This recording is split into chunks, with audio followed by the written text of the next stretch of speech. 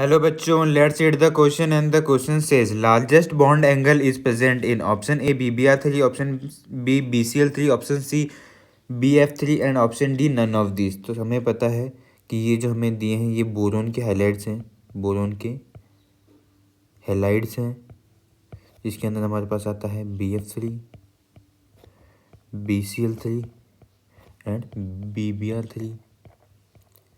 अब अगर इनका हाइब्रिडाइजेशन निकालते हैं हम तो ये आता है तीनों का sp2, क्योंकि बोरोन के ऊपर लोन पेयर एब्सेंट है, लोन पेयर प्रेजेंट नहीं होता है। तो तीनों का स्ट्रक्चर क्या बनेगा, sp2 है तो ये प्लेनर बनेगा, ट्राइगोनल प्लेनर। तो BF3 कुछ इस तरह से बन जाएगा, BCL3 एंड BBR3।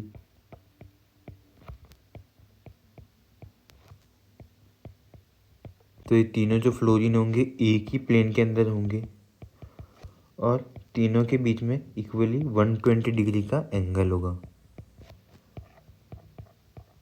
ये जो तीनों एंगल होंगे 120 डिग्री के होंगे, ये वाले भी।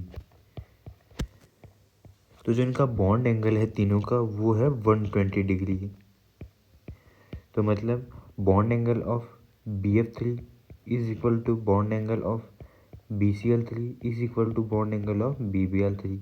तो यहाँ पे ना तो किसी का कम है ना किसी का ज़्यादा है, सबका इक्वल है। तो हमसे क्वेश्चन में तो ये पूछा है कि लार्जेस्ट बॉन्ड एंगल बताना है, तो तीनों में से किसी में नहीं है, तो हमारा आंसर हो जाता है option D none of this.